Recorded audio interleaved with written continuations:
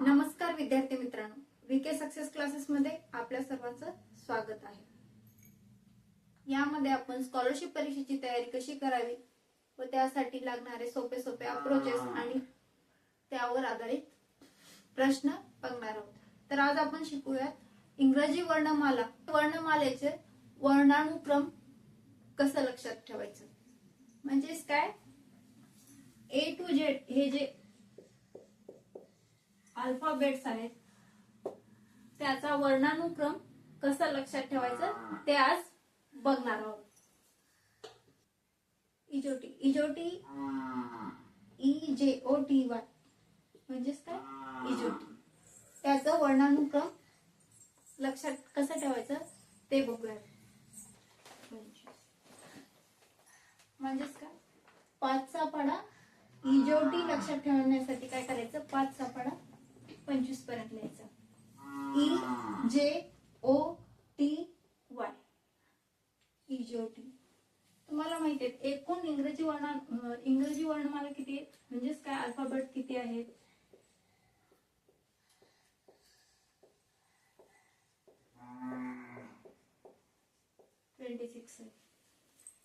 आणि वाय लास्टून दुसरा म्हणजेच काय 25। क्रॉस व्हेरीफाय केलात का नाही तर तुम्हाला लक्षात आलं असेल, म्हणजेच काय वायचं काय 25 ही 5व्या क्रमांकावर आहे, 10 जे 10व्या क्रमांकावर, ओ 15व्या क्रमांकावर आहे, टी 20व्या।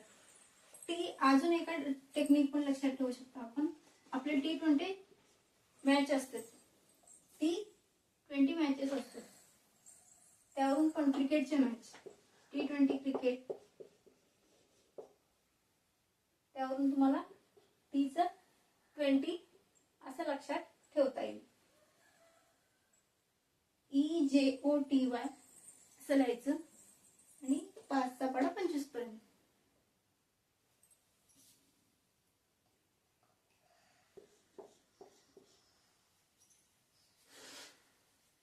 हे बघा आता, हे काय किफ्लोरक्स, काय आहे किफ्लोरक्स। त्या किफ्लोरक्स मध्ये C आहे FILORUX। एकूण किती आहे, एकूण अक्षर किती आहे त्याच्यामध्ये 8 आहे। त्या किफ्लोरक्स, हे काय लिहिले मी, किफ्लोरक्स, याचं स्पेलिंग बघा CFILORUX। आता या अक्षरांचं वर्णानुक्रम काय आहे तर 3 चा पाढा लिहायचं याच्या पुढे।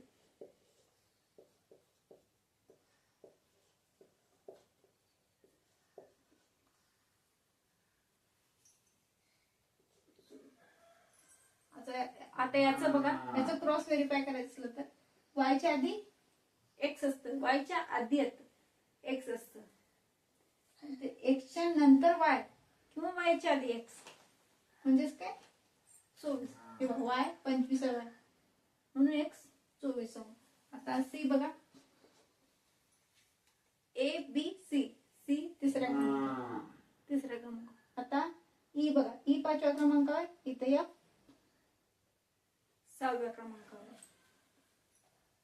अशा प्रकारे तुम्ही या दोन स्पेलिंगनी, फक्त या दोन स्पेलिंगनी तुम्हाला 13 इंग्रजी मुळाक्षरांचं तुम्हाला वर्णानुक्रम पाठ करता येईल।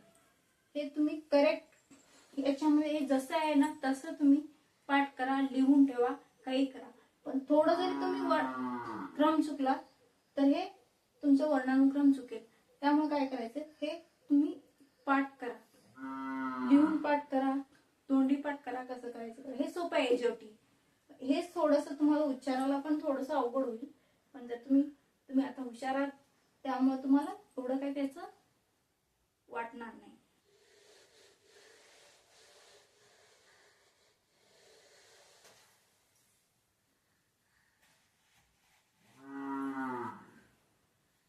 आता त्या दोन स्पेलिंग मध्ये असलेले मुळाक्षरांचं वर्णानुक्रम कसं लक्षात ठेवायचं हे तुम्हाला लक्षात आलं असेल, पण त्या दोन स्पेलिंग मध्ये नसलेले मुळाक्षर कसं लक्षात ठेवायचं ते आपण आता बघूया.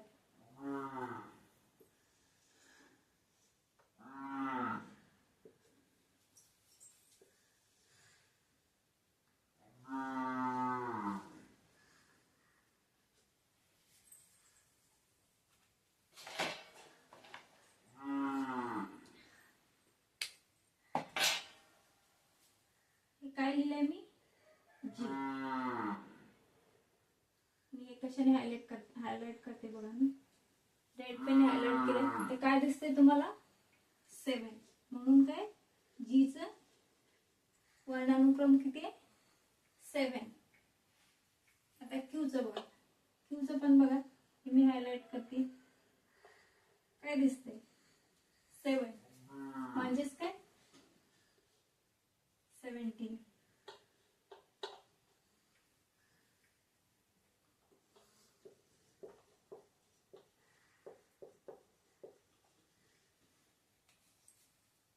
क्यू बघा 7 सारखं दिसतं ना. जी 7 सारखं दिसतं ना. जी 7.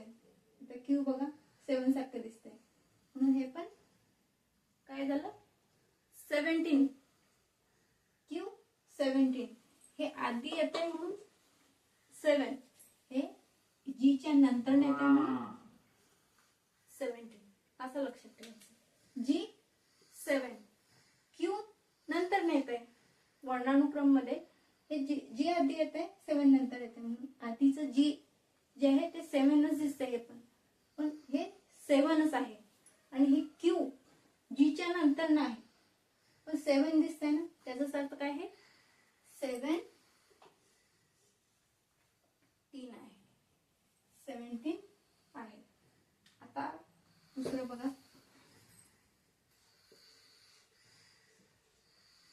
हे काय आहे? एच.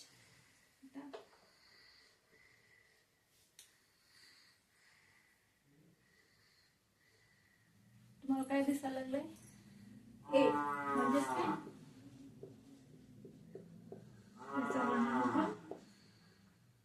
8.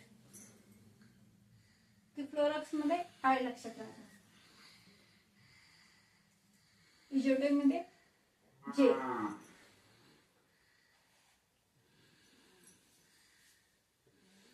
आता बघा के. आपल्या IPL चे मॅचेस होते त्यामध्ये तुम्हाला Kings Punjab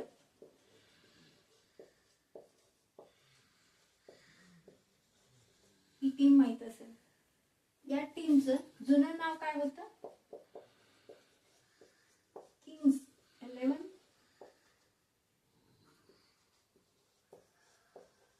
Punjab. Kings 11 Kings Punjab हे आत्ताचं नाव आहे. जुनं नाव काय होतं त्याचं? किंग्स 11 पंजाब. म्हणजेच काय? के ELEVEN के 11. काय लिहिले मी? यल. इथं बघा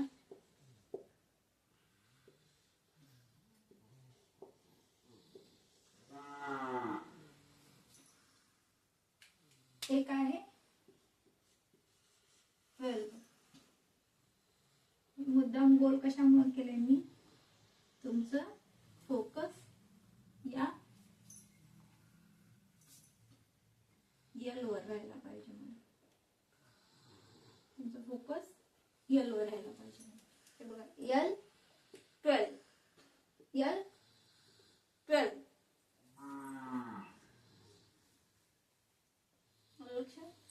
यल 12 यल 12 यल. या बीला मुद्दाम गोल केला. यल चा 12 आहे हे लक्षात ठेवण्यासाठी यल 12. 12 म्हणजे 12वा वर्णानुक्रम.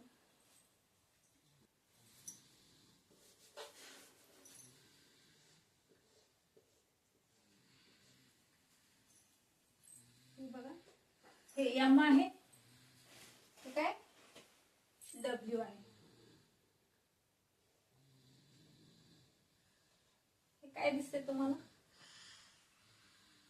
डब्ल्यू पण 3 सारखं दिसतंय ना, W3. एम पण तुम्हाला 3 सारखं दिसतंय ना. हो.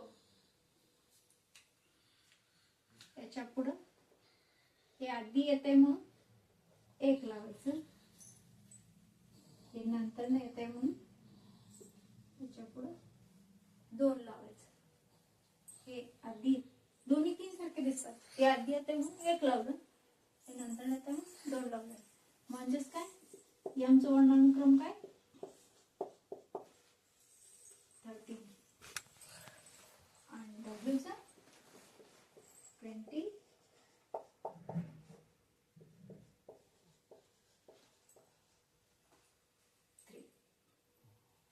आधी येते म्हणून 13, नंतर नाही म्हणून 23.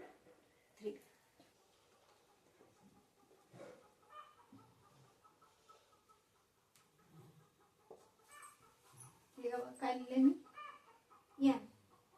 हे बघा कसं दिसते, हे इंग्रजी एन बघा, रोमन अंकातील एन, रोमन अंकातील 4 सारखं दिसते.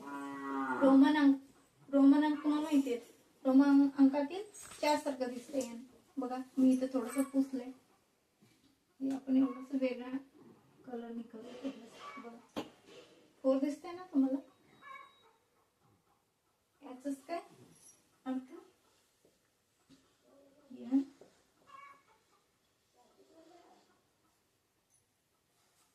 14. हे काय आहे, पी.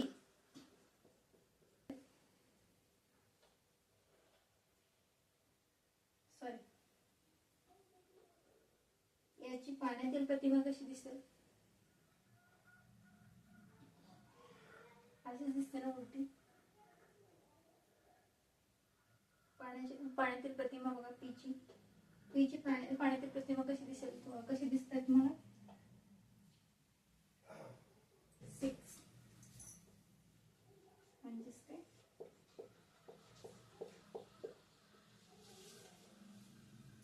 16. पी 16.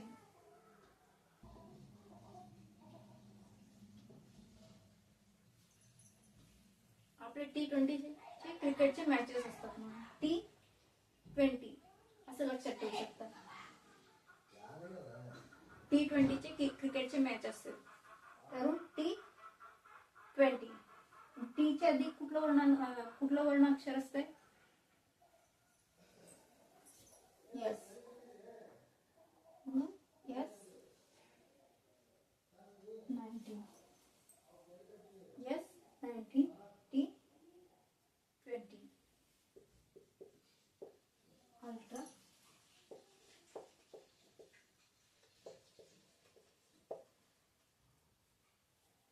बघा, you ultra violet.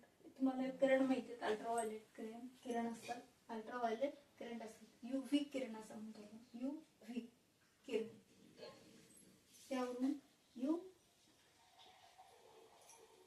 T20, U21, V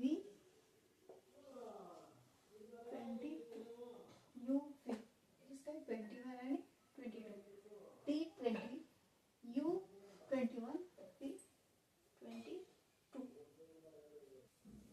तर तुम्हाला लक्षात आलं असेल की या वर्णाक्षरां, या अल्फाबेटचे A to Z जे अल्फाबेट आहेत त्यांचं इंग्रजी